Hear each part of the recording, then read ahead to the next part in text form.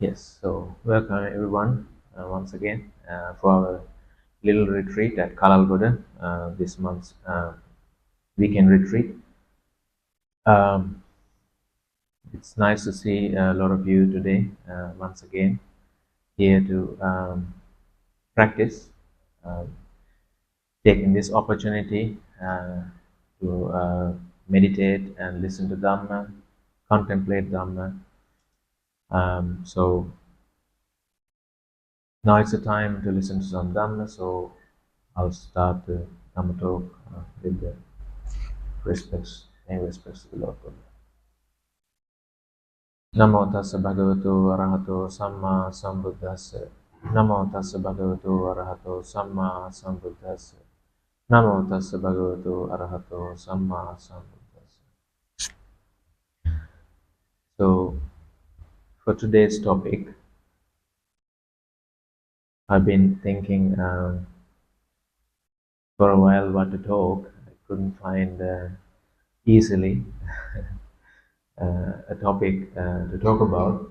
Um, there are so many subjects you can talk about, uh, but something was keep occurring to me in my practice, which I've been pondering early on. So I thought to talk about um, practicing right view, some aspects of right view. So right view is very important thing. We know the Noble Eightfold Path. Lord Buddha says that's the only path. There are no other ways. The Eightfold Path starts with the right view, and you have some idea about what the right view is. Now, in the sutras, you see twofold of right view in general, like two main categories. The foundational right view, the Pali term would be like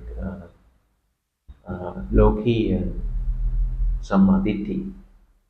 Sometimes we translate it as mundane right view. Although it is called mundane, it's not that mundane at all. Sometimes when we hear the term mundane, it sounds like it's for the beginners, not for people like us. We are advanced, that kind of, because we tend to think of about things, think about these things in that way. These are foundational. The foundation is very important, and people might call it mundane because foundation is underneath the building you can see, but it is built upon that foundation. So nothing is mundane in that sense. Maybe it's not a good translation anyway. Uh, so what is this foundational right view to begin with? That you believe it starts with the dana. So you believe in giving dana is a good thing. Dana is giving up. You give up your material things and you give up your time, your energy. You sacrifice certain things and you feel happy about it, you feel proud about it, the self esteem goes up, the light-heartedness comes. That leads to understanding, basically. You see a lot of suttas talks about somehow you gain that lightness in your mind. The joy arises, the piti, all these subtle emotions, happinesses, and one lead to another, and that eventually leads to samadhi, and the samadhi leads to the yathabhuta jnana dasana, seeing things as they are. Sometimes this this particular, it's like a chain reaction, if you like. The first starts, and then that leads to the next thing, and that leads to the next thing, and eventually it leads to the nibbana. You see this phrase, it's like a stock phrase, and keep occurring in the sutras. But the thing is, there are so many ways you can get in to this beginning of this chain reaction.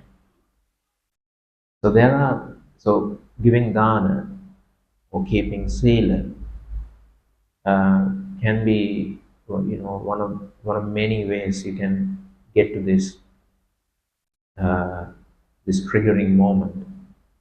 You might be thinking about your sila, you're happy about it. It might be your dana aspect, your dana, the lot of skills this kusala you accumulated because of your dana can be that too. So that may be the reason that in the very first sutta, in the Dhammacakkappavattana Sutta, Lord Buddha talks about the Four Noble Truths. In the Third Noble Truth, uh, he talks about once the craving is, or the wanting is gone, the dukkha will cease. And he goes on and points out uh, like synonymous terms for ceasing of the dukkha: chaga, patinissagga, mukti, anale. If you look at the Dhammacakkappavattana Sutta, you will find it in Pali. So now here Lord Buddha talks about cessation of suffering. This is the real deal in Buddhism. And yet he says it starts with the dana, chaga. Chaga means giving. So you see, there are some other hints also you find in the other suttas that dana is not just for your happiness in this life, or you end up in a devaloka and you start getting stuck. Sometimes people sort of interpret it in that way. Devaloka is not for me. Just it's not that simple either. You shouldn't sort of get too kind of confident about these things because you never know. Whatever help you can get, you better sort of get it, because these are like tools. So if something leads to developer, go for it. But we know at the end of the day, if you're really aspiring for the nibbana, you will progress from there onwards. But um, so it's not just for the developer or that kind of a mundane stuff, but that then it leads to the dana, leads to the nibbana, because you have right view along with that. Actually, uh, ending up in a devaloka is not the final uh, the destination that Lord Buddha would say. That it's not like a destination, but the goal, rather. Uh, Lord Buddha wanted you to have. You know that, but you are open for any sort of options. You are not resisting to anything. So dana takes you it takes you towards the nibbana. It's not just for this life and the devaloka kind of stuff. So dana is very important, Rupa says, and the karma. You believe in karma. Uh, if someone do a good thing, the good vipaka, the results, good results will follow. If someone do a bad thing, the bad results will follow. It's a principle. It's a foundation principle. Uh, there are key things we need to understand how the vipaka happens and things like that. I'm not going to go into details today, but karma vipaka, that is also very essential. The Buddhism basically sits on one, these foundational principles. So you believe in karma, you have some understanding, and the rebirth. Not just there is this life and there is the next life. That's how the sutta puts it. The rebirth is real. Otherwise, the Buddhism will be boiled down to just art of living, just for the sake of how to make ourselves happy and live this life. That's also part of it, because practicing Buddhism means you will have the results of it in this very life for sure. But it's not just that. It's not that you are getting more clever how to dodge suffering and how to kind of get the best uh, out of that eight worldly dhammas. You heard about the eight worldly dhammas, Ashtaloka Dhamma. Our usual response would be that just avoid four of them and try to gain more of the other four of those eight worldly dhammas. So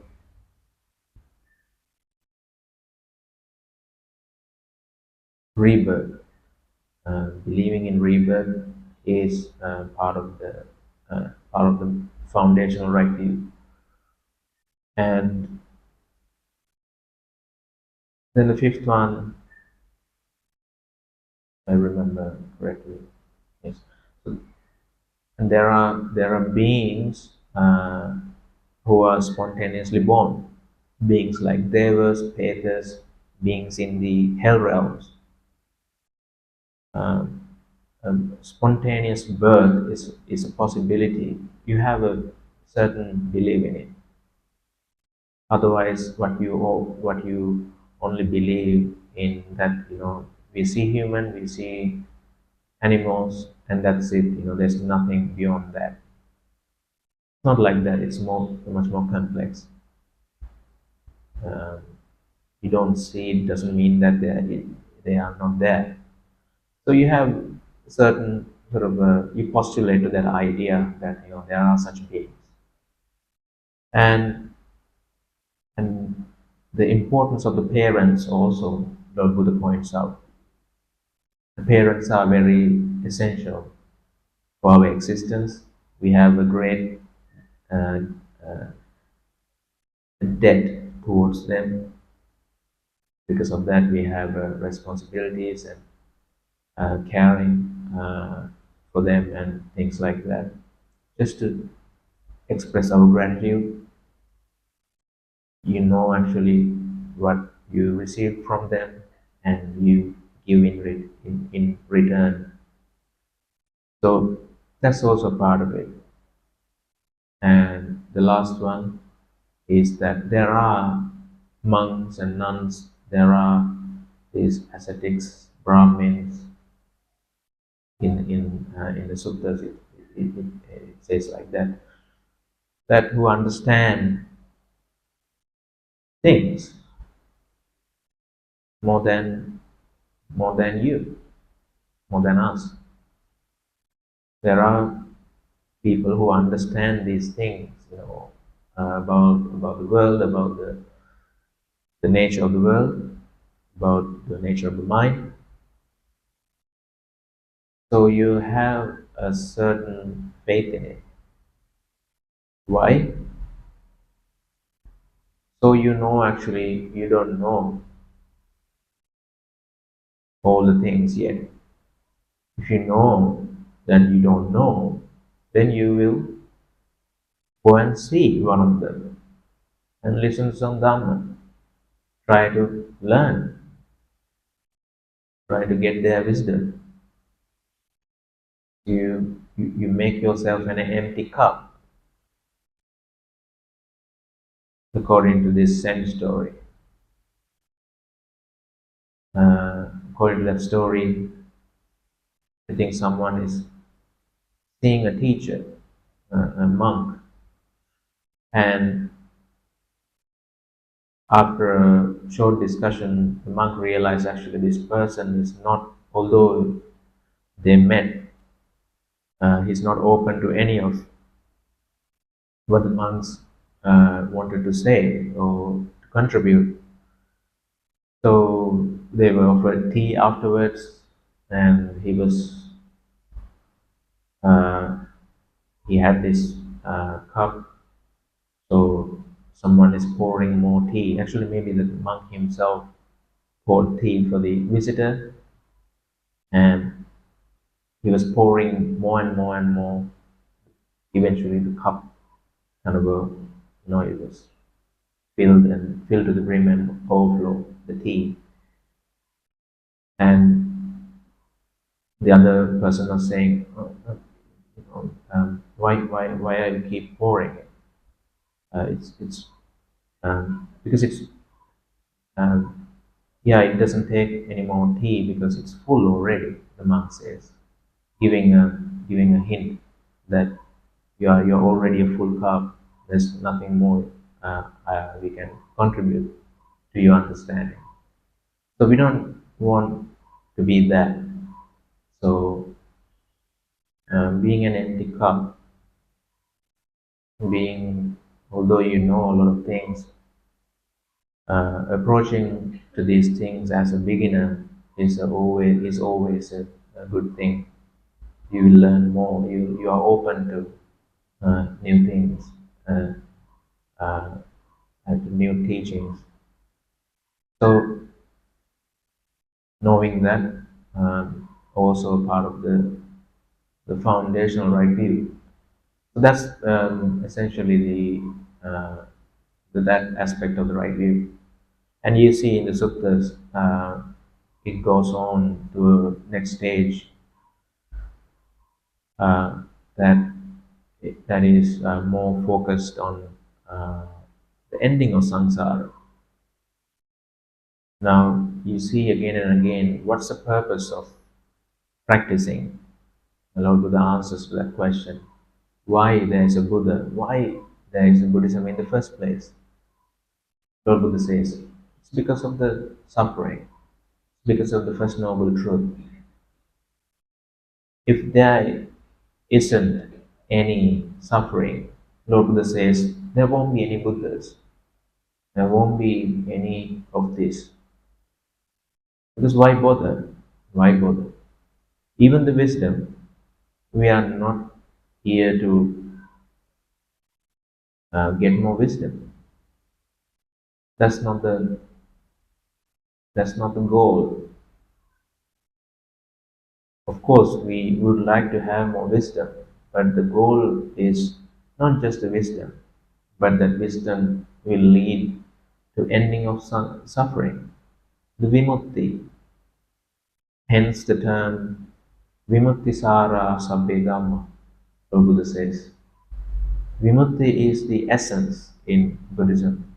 All the dhammas Lord Buddha shared with us within his dispensation, the vimutti, the liberation, is the essence. Nothing else. Not just great wisdom, great things you can think about, you can talk about, you can write books about. It's for the sake of ending of suffering. That's the main goal. That was the very first question the very first Buddhist had been asking. That was the first question. Then the other things came later. All the other things on top of that. So Four Noble Truths, because of that, considered as the right view, uh, as in more supramundane right view, or Lokotara right view, the Lokotara Samaditi in Pali. So you see, a lot of those suttas define the right view as knowing the Four Noble Truths. This is the suffering. This is the origin of suffering, which is wanting, the tanha. This is the cessation of suffering. You eradicate the tanha, and the suffering will cease to exist. And this is the path to eradicate suffering, which is the Eightfold Path, the Noble Eightfold Path. So that's pretty standard for right view. And apart from that, you see here and there, Lord Buddha dives into more detail about the right view, uh, different uh, perspective on right view. Now, anicca, dukkha, anatta, the impermanence, the suffering, and the non-self uh, is also part of the right view. You see a lot of suttas, a lot of the talks about uh, these three characteristics. We know about these things. We have some idea about these things.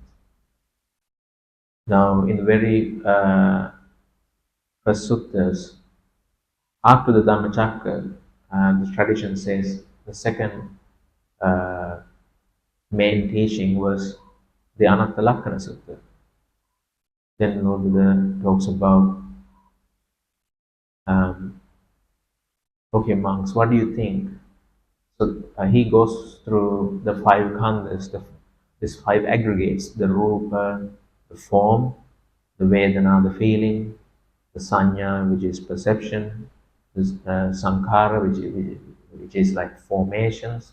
Usually you translate as formations or preparations or fabrications, depending on the translation, which means that part of your chetana, the chetana, your volitional uh, activities in your mind, considered as sankhara. I'm sorry, there are so many terms. I'm going through little technicalities here. Bear with me. So sankhara again. When you hear the word sankhara, do remember that that means your chetana. You are inclining towards something. You are reaching out to something. You have that volition, and all these thoughts in general, the vitaka vichara, and all this thinking, uh, that process also, as a whole, uh, considered as sankhara. Unlike the rupa, vedana, sanya, and the vijnana, the sankhara is in plural form. If you look at the Pali, the sankhara is in plural because it refers to a lot of, like a bunch of something. And the vijnana, the consciousness. So Lord Buddha goes through these five khandhas. Okay, monks. So because now he's um, explaining these things in more detail. This is also part of the right view. Now Lord Buddha asks, what do you think? The rupa, is it permanent or impermanent? The monk says, it is impermanent, sir. If it is impermanent, can you say it is, whether it is pleasurable or it is part of suffering? The monk says it is suffering because it is impermanent. If it is something, if the rupa is uh, impermanent and it is dukkha, can you say that this is yours or this is you or this is yourself? Can you say that? Basically, it's saying, can you relate to that as something yours? So that's the tough. I think the toughest question. A lot of us uh, would hesitate actually, even what to say. But the right answer is that no, you, it's not worth taking as uh, yourself. So now he's getting into this the view of the self, uh, the atta. Now Lord Buddha says uh, that is part that is also wrong view. You take these things uh, as yours. Uh, that's part of the misunderstanding. So in this discussion of anatta, there are interesting things actually come up every now and then, and there are few suttas, very few though, talks about this thing in an interesting way, which sort of gives a certain, it sheds more a certain light, sheds light to this uh, these discussions over what is this, anatta anyway. Um, Today I decided to read a couple of those suttas for you. So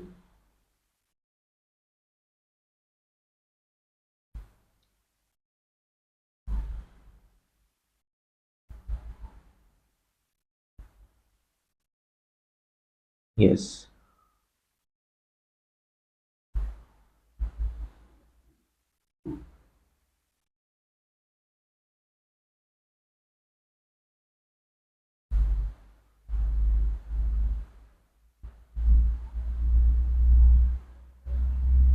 so this wanderer, an ascetic at the Buddha's time called Ajahn, actually this is Vachagota. Uh, One time, so this is in Kanda Samyutta, in the Samyutta Nikaya. Actually, this is in Salayatana Samyutta, I'm sorry. This is in Salayatana Samyutta, in Samyutta Nikaya. And this wanderer Vachagota approached the Blessed One and said to Lord Buddha this: how is it now, Master Gautama? Is there a self? Is there a self? When this was said, the Blessed One was silent.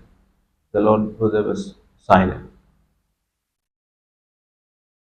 And Vajragota asked, then Master Gautama, is there no self?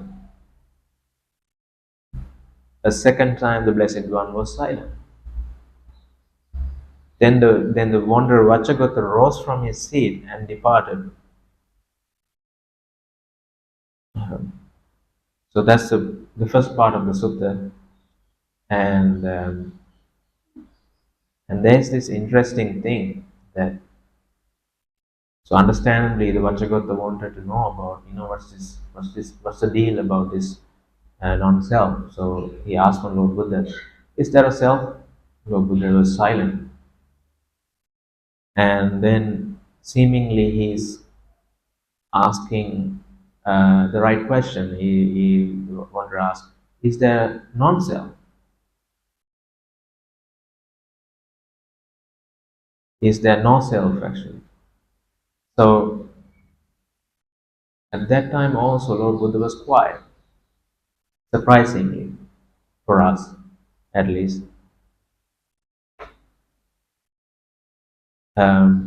So then he departed. So we should be curious actually what's going on. What was his on his mind when he was keeping silent about the second question, because seemingly he's asking the right question. So the second part of the sutta. Then not long after the wanderer Vachagota had left, Venerable Ananda said to the Blessed One. So Venerable Ananda was sitting next to Lord Buddha, and he was curious too. Why is it, Venerable Sir, when the Blessed One was questioned by the wanderer Vachagota, he did not answer? Why were you keeping quiet? Then Lord Buddha explains himself. If Ananda, when I was asked by the wanderer Vachagota, is there a self? I had answered, there is a self. This would have been siding with those ascetics and Brahmins who are eternalists. And if, when I was asked by him, so you understand the first explanation. So the first question was, is there a self? So if Lord Buddha said yes, that'll be incorrect. It'll be a part of this eternalist Sasatavada point of view. He would be agreeing with that. And the second one, the most important one for us. And if, when I was asked by him, is there no self? I had answered, there is no self. This would have been siding with those ascetics and Brahmins who are annihilationists, Uchedavada. So there are, if you look at the whole spiritual scene back then, you can say there were these two kinds of teachers in general, at least that according to people's understanding, that some would say, there's some essence that will go on, even after your death, Atman or something like that, eternalists, essentially. And there were these other people who were saying, there's nothing, all these things are empty. And one of the bad things about that view is that a person like uh, I think it was Makali Gosala or someone back then, he would say you can take a sword and cut all the animals, all the beings, and kill them, and there won't be any problem, because after this life it's gone. You don't have to worry about it. So with the annihilationism, this nihilists, you might get into that kind of a view. So the Lord Buddha was saying, if I say yes, I'll I'll be in the first category. If I say no, or if I agree with there's no self, I might, they might perceive me as an annihilationist. Interestingly, so then then we have to rethink actually what we've been thinking about this whole non-self thing. But there is a subtle middle way here. That's what Lord Buddha wanted to point out. So that's why he was quiet. So then he explained himself further. If Ananda, when I was asked by the wanderer Vachagota, is there a self? I had answered, there is a self. Would this have been consistent on my part with the arising of the knowledge that all phenomena are non-self? No, Venerable Sir. Uh, so if Lord Buddha answered, is there a self? he would be basically contradicting himself. He asks whether am I not contradicting myself with myself if I say yes? Venerable says yes, Venerable Sir. And then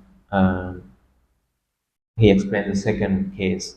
And if when I was asked by him, is there no self? I had answered there is no self. The wanderer Vachagotha, already confused, would have fallen into ever greater confusion, thinking, it seems that the self I formerly had does not exist now. So there's a little difference there.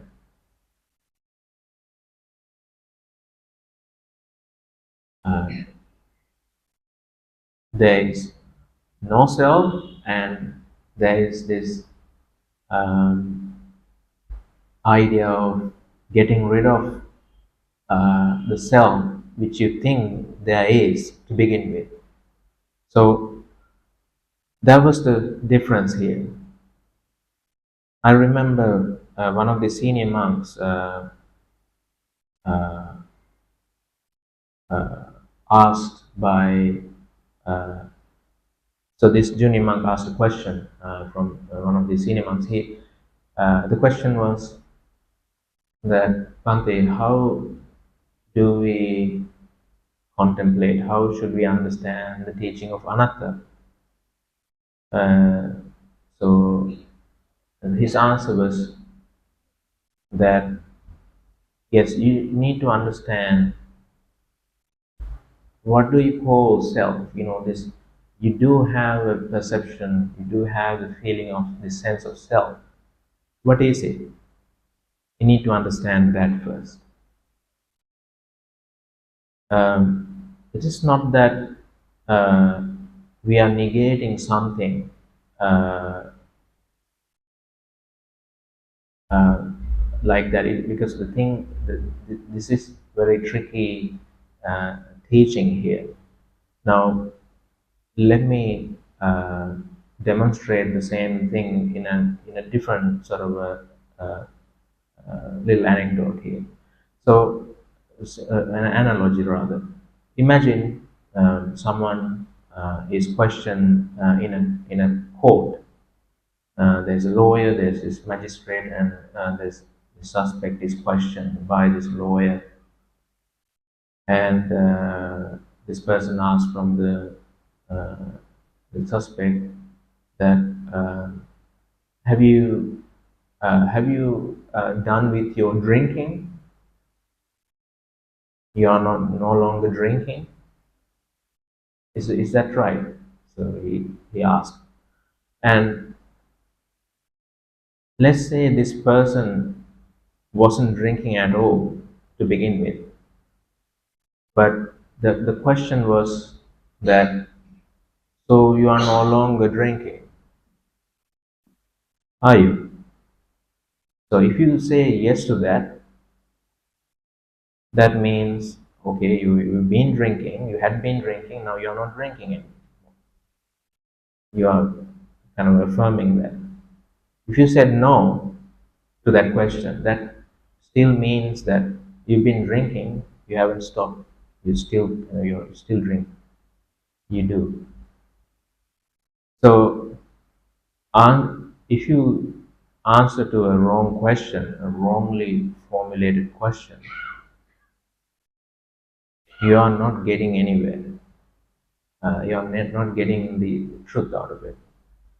So that is the reason the Lord Buddha was quiet about it, because these ascetics had this view that there is self, and maybe Lord Buddha talks about how to get rid of this self to begin with. So that is also part of the right view, you see. And there is this another sutta I would like to uh, add to this Dhamma, that this time it is another wanderer, Kachana Gotta, asks these questions.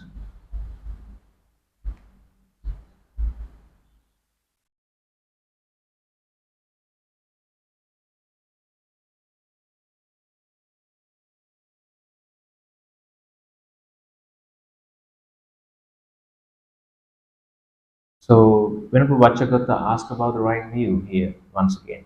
Now we are covering more subtle aspects of right view.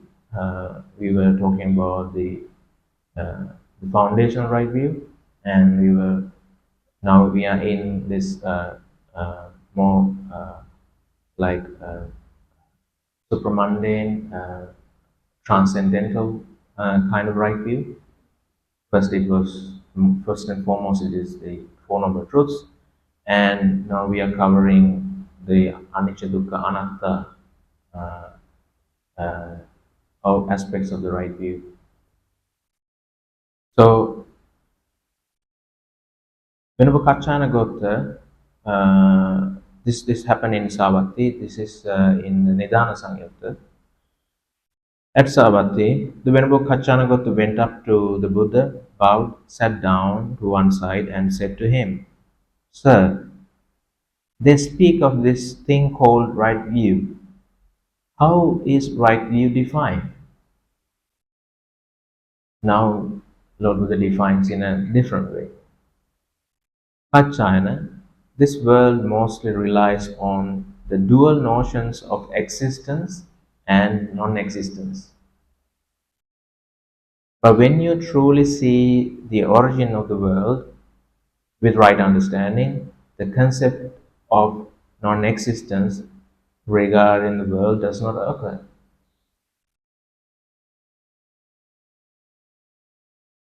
So if I say it once again, if you truly see the arising aspect of the world, your experience is arising.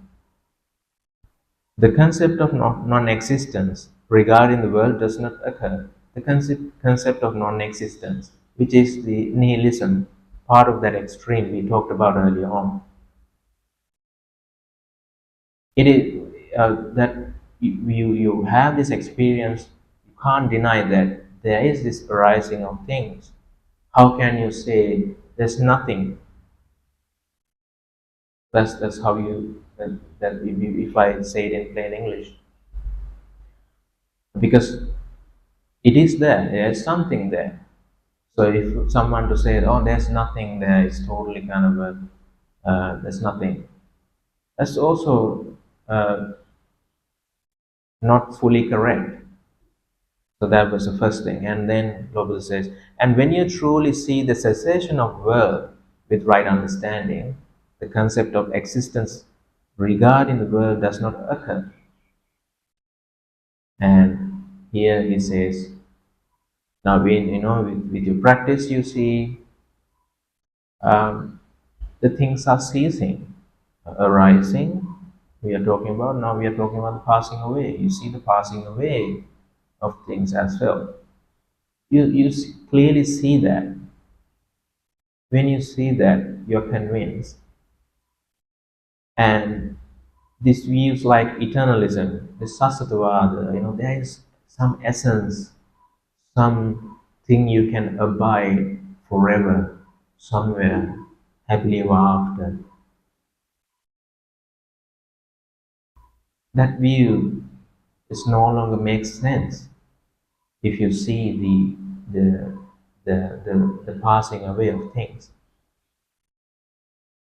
So you see here, if a meditator start to see this arising and passing away in a proper sense, according to what Lord Buddha expected us to see, the both extremes are vanishing. Basically, it's not enough. They are not kind of no longer important to you.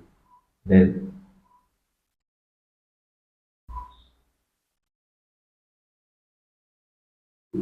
and the sutta goes, the world is for the most part shackled by attraction, grasping, and insisting. So the tanha uh, and the upadana uh, are the shackles, are the bondage in this world. The world is part of that. It is controlled by, governed by these things. But if, when it comes to this attraction, grasping, mental fixation, insistence, and underlying tendency, you don't get attracted, grasp, and commit to the thought myself, you will have no doubt or uncertainty that what arises is just suffering arising, and what ceases is just suffering ceasing. Your knowledge about this is independent of others. Pretty heavy duty sentence here. But so you start to see things arising, you start to see things passing away. Uh, you see how the grasping, the wanting actually controls this world. So you see things clearly, so you don't get attracted, grasp, and commit to the thought, these things are myself. You are not doing any of those because you have the right understanding. So you will have no doubt or uncertainty that what arises is just suffering. What ceases is just suffering ceases. It's just the dukkha arising, it's just the dukkha passing away. You see certain teachings, you see in Therigatha and Theragata sometimes, that the Arahants telling these things, in more kind of in a plain way. Dukkhameva sambhoti dukkhan tittati vedita nanyatra dukkha sambhoti nanyatra dukkha nirujjati. So that's Venerable Soma, if I'm correct. It's in the Bhikkhuni Samyutta. There's it's only dukkha arising, it's only the dukkha passing away. Nothing other than dukkha arising, nothing other than dukkha passing away. So it's such a simple but profound understanding, the utterances of the arahants. So that's the point. So when Lord Buddha was confronted by these people, oh, you are an annihilationist, because he's talking about ending things. So people get scared. These ascetics would accuse him as a nihilist. But Lord Buddha says, look, what I'm saying, there is this just dukkha arising and dukkha passes away. That's all I'm saying. I'm not saying there is a self to begin with. There's no such a thing. So they accuses me that I am preaching the ending of self. So, you see with these suttas how Lord Buddha so careful not to get into this two sides. It's such a slippery slope. It's not easy to even to talk about these things without getting into a. It's more like in our case, it's more like the nihilism. Now, so let me finish the last part of it. So Lord Buddha says further, this is how the right view is defined. So this is right view. So more another subtle way of putting it. So if we have the right understanding of this view, we have some understanding. So we can be careful not to get into this sidetracked by these different teachings. We know actually what the Lord Buddha really meant.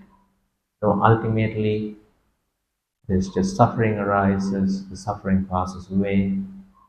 So there's nothing to be grasped, and there's no such a realm or existence.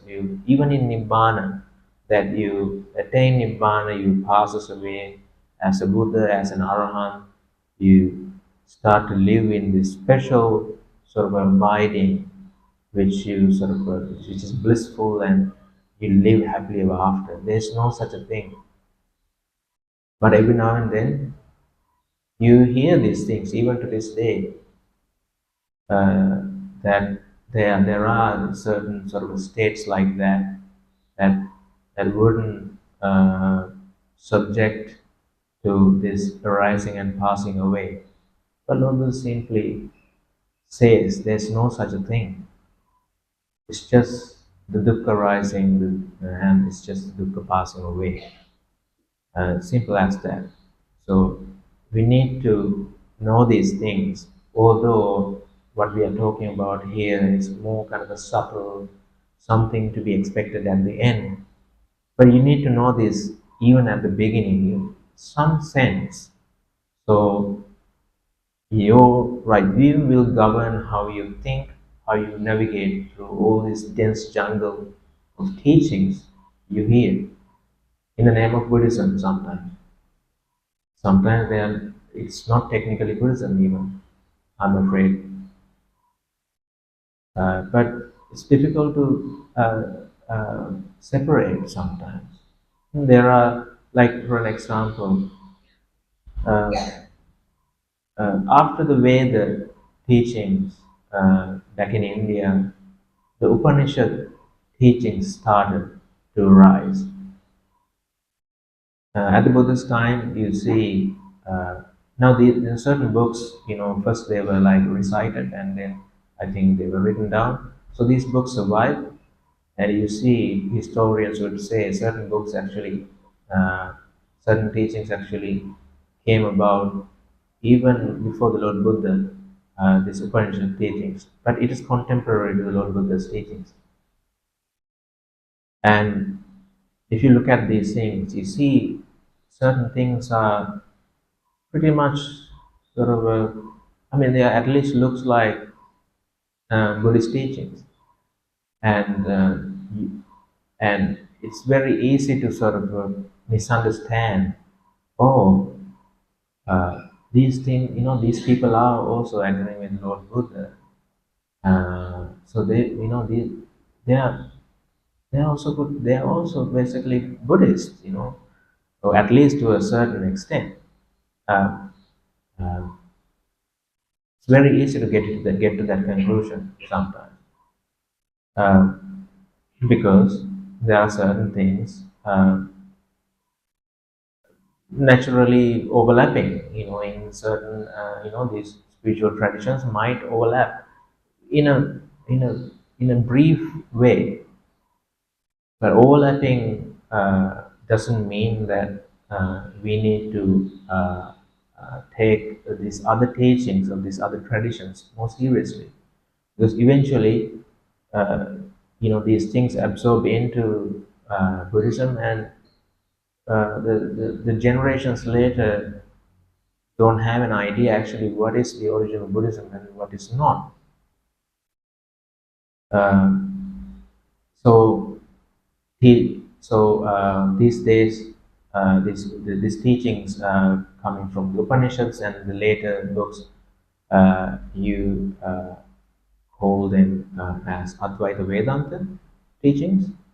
And they are basically the Vedanta is like the books after the Veda.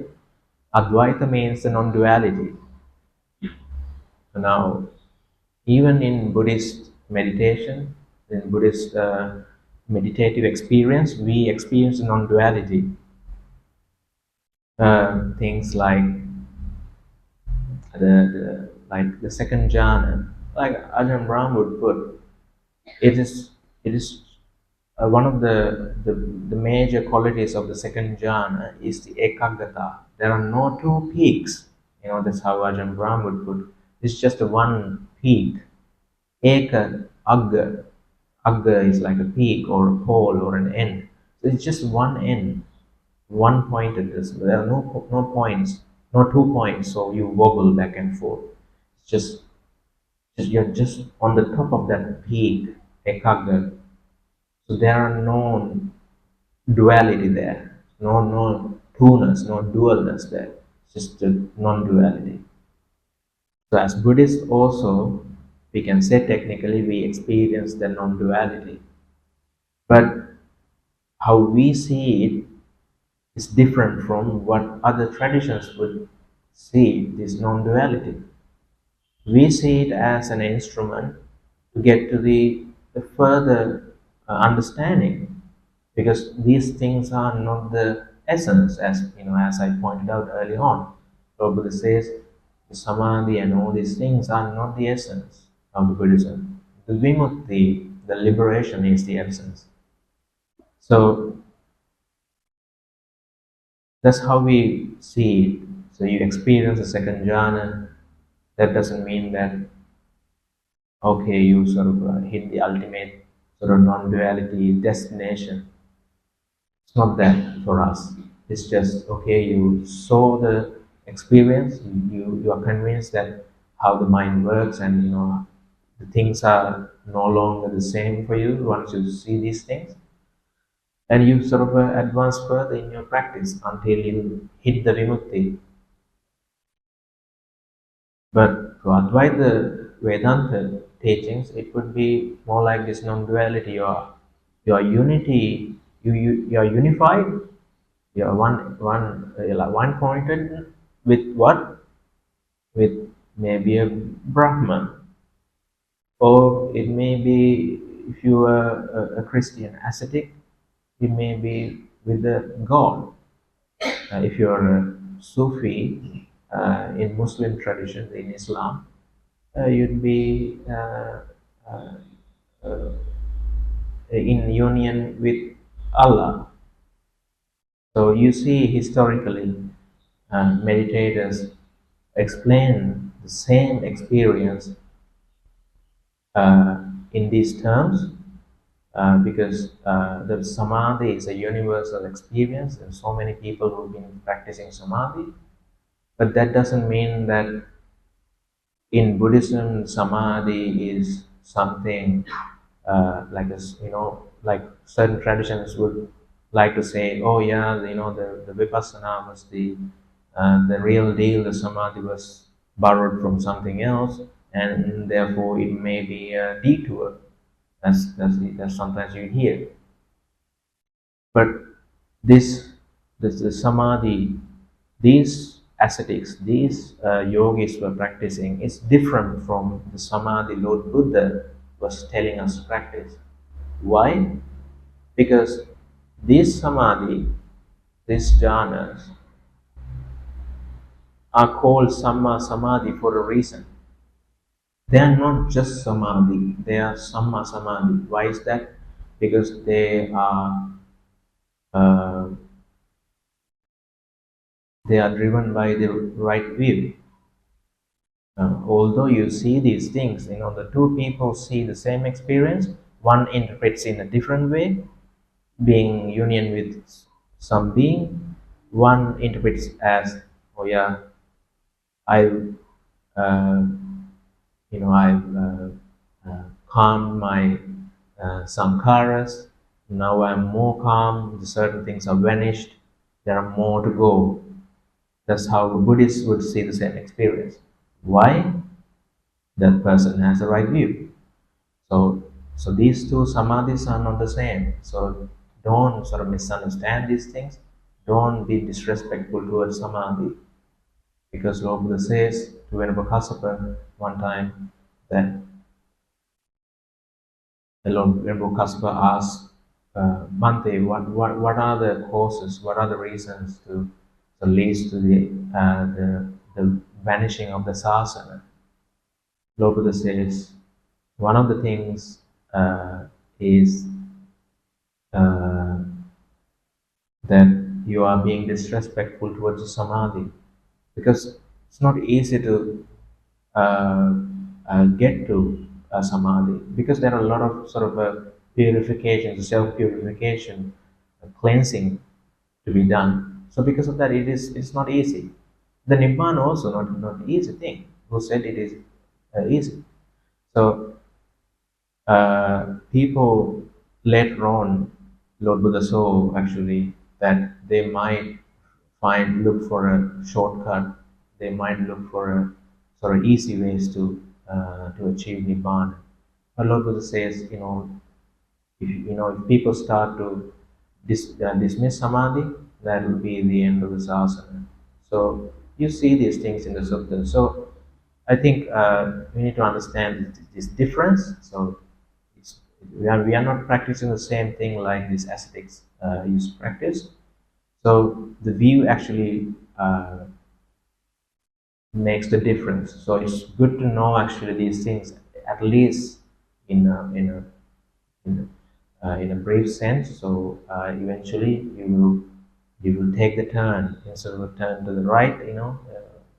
So to speak, you take the turn to the left, so to speak. So you know when to turn, how to think, to approach to these things. So I think I'm already uh, talking past my time. So yes,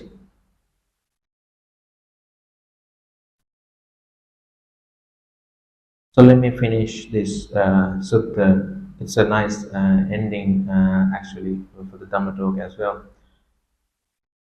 So this is how the right view is defined, as he pointed out early on. And he says, all exists. This is one extreme. All does not exist. This is the second extreme. Avoiding these two extremes, the realized one, the Lord Buddha, teaches by the middle way. So everything is existing, everything is there's nothing, like two different extremes, and Lord Buddha takes the middle way. What is the middle way? Avijja, Pacha, Sankhara, Sankhara, Pacha, Vijnana, the Paticcasamuppada sequence. He says, ignorance is a condition for choices, choices are condition for consciousness, so on and so forth. So the whole Paticcasamuppada, the 12 links are mentioned here, and the reverse of it as well. When the ignorance fades away, the the sankhara also will cease, and so forth. So so what does it mean here is that it's not that simple. So let me demonstrate with this anecdote, with an anecdote. So Bhante Nyananda, my teacher, who I ordained under, uh, he is a great fan of explaining these higher dhammas. He would talk about the emptiness and uh, these higher dhammas, and people every now and then uh, come to us and try to uh, find an explanation because they couldn't understand what Bhajananda would say. So sometimes they come to us for a commentary. So one person asked me once, and that okay, Bhante, so what this means that there's nothing, right? So it's whatever you see, it's finally there's nothing there. Is that what it means? Um, and then I had to say no, that's not what it means. According to the Kaccanagotta Sutta, this sutta, that when you know that these things exist when the causes and conditions are there. We can't deny that. This is not existing. I can see that. You can see that. You can feel it. It's there. Uh, but to say it really exists in an eternally sense, that's an extreme. But Lord Buddha says, when the causes and conditions are there, this will come to exist. When they passes away, this will cease to exist. Hence this chain of Paticcasamuppada, Avijja Pacha Sankhara, Sankhara Pacha Vijnana. So when Avijja is there, the whole thing comes to an existing, and then once the avijja is gone, the whole thing will collapse. So that's the middle way, that's the right view, the pure gold, the purest form, I would say, that is one of these middle ways, so to speak, preached by Lord Buddha. So I want to stop there. So there are different levels of right view, and the most importantly, we have this foundation of dana and all these other important uh, foundational beliefs, which makes us as Buddhists. And on top of that, you advance in your practice further. You really want to do something about the samsara, and the foremost reason for that is the Four Noble Truths. That's because of that the whole Buddhism appeared to be. Lord Buddha says all the Dhammas he had preached so far, all things about the Four Noble Truths. You can, one way or the other, you can put into those Four Noble Truths. It's so essential. And on top of that, you see as an extension of the dukkha, that the Four Noble Truths is more about the dukkha, which is the original cause for all this Buddhism. And you see the sense of non-self, the understanding, this idea of non-self also part of the right view. So I would like to offer these things for your contemplation. So please make use of your time today in a good way. So you don't. It's a rare thing to have such a retreat. If you look at the samsara in general, people coming together to meditate, it's a very rare thing. This is not something to be taken for granted. It's a very rare occasion. So we need to remember these things again and again. So you practice more, you will make use of this time today. So I would like to offer these things for your contemplation. May you practice uh, go well. May you realize nibbana. So there was sadhu.